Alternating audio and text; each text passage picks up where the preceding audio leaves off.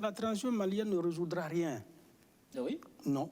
Et pourtant, pour beaucoup, ils sont sur la bonne voie. Non, parce que les gens sont illusionnés aujourd'hui à partir du moment où vous dites « j'aime pas la France ».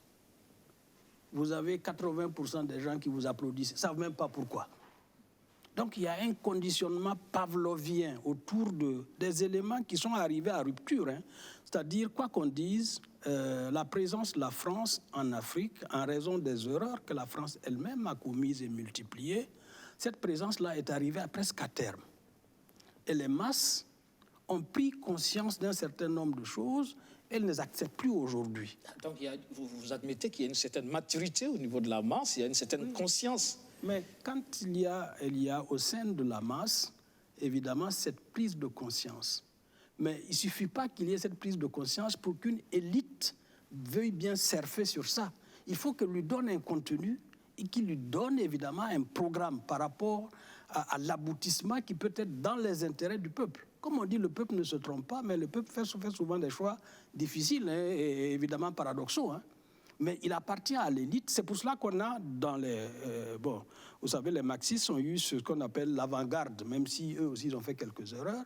Il y a forcément dans une communauté un certain nombre de personnes qui, non pas parce qu'elles savent tout, mais parce qu'elles ont un minimum d'intelligence, je vais dire de formation, de connaissance des choses, peuvent anticiper ou regarder les combinaisons de telle sorte qu'elles soient profitables à la société. Voilà. Quand vous regardez Choguel Maïga, c'est un ancien de Moussa Traoré. Ce type-là ne peut pas être révolutionnaire. Ah, il ne peut pas être révolutionnaire.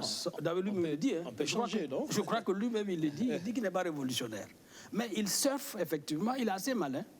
Il surfe sur une vague favorable. Mais à mon avis, ils le font mal.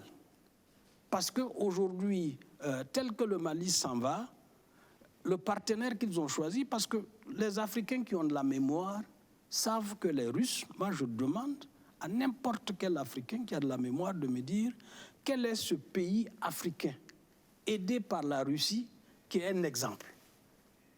Moi je sais qu'à la veille des indépendances, la Russie aidait la Guinée de Sékou Touré, quand Sékou Touré a eu des problèmes avec la France.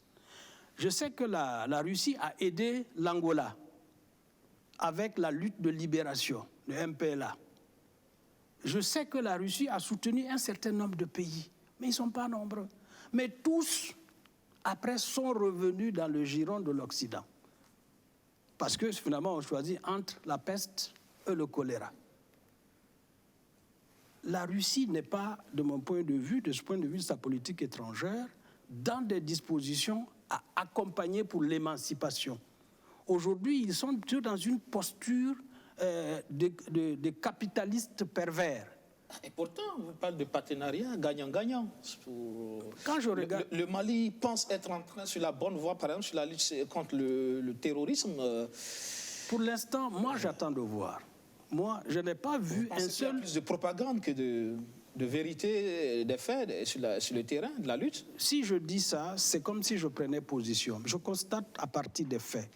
Dites-moi, quel est le village malien dans le centre du Mali qui fait le continuum avec le Burkina Faso, où se trouvent tous nos problèmes d'ailleurs? Quel est ce village libéré aujourd'hui et où les populations sont reparties s'installer et qui peut servir d'exemple dans le cadre évidemment de la réussite de la lutte malienne? Moi, je veux bien. Je suis un vieux journaliste qui ne se contente pas des effets d'annonce.